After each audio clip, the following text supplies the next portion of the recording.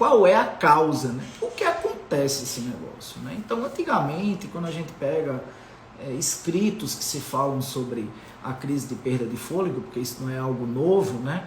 Sempre se descrevia como algo comportamental, como se essa criança, por ter um temperamento mais colérico, por ser uma criança mais birrenta, por ser uma criança mais mimada, por ser uma criança que tem um comportamento mais arredio ou que tenha mais birra, ela conseguisse naturalmente aprender a provocar isso aí. E hoje a gente sabe que não é. Então, a crise de perda de fôlego, ela é não intencional do seu filho. E, na verdade, ela resulta de um reflexo involuntário. Então, por uma circunstância própria, a criança que tem crise de perda de fôlego acaba na crise quando se estressa, quando sente dor, quando tem um ataque de birra, quando é contrariada, etc. Então, o choro excessivo, a emoção excessiva, a dor excessiva, o medo excessivo, naquelas crianças ela leva ao problema. Então que você fala assim, você não tem como tirar uma criança de uma crise de fôlego, perda de fôlego, dando aquilo que ela quer, nem se você não der uma coisa e essa criança não tiver predisposição, ela não vai conseguir perder o fôlego. Aí alguém vai perguntar assim, mas por que o meu menino? Isso acontece comigo. Faz isso faz em casa, na frente de todo mundo, e não faz na frente do doutor no consultório. Isso eu já vi várias vezes. Raramente uma criança perde o fôlego com uma pessoa desconhecida.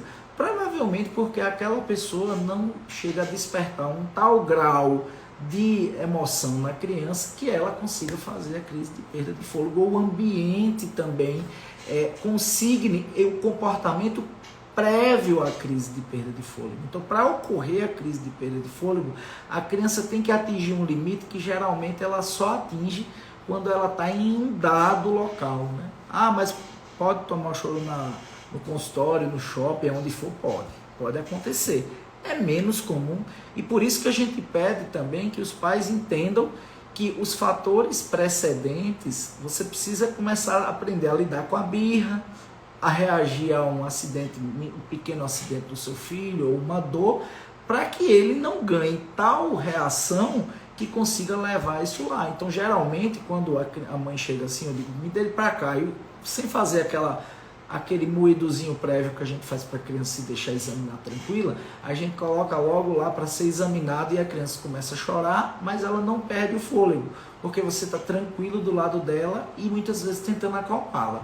Calma. E aí, o contrário da família, né? Que tá um gritando, o outro saindo correndo, o outro correndo pro banheiro com diarreia, que não aguenta mais ver o menino assim, joga água, sopra, bota na frente do ventilador, é aquela loucura, né?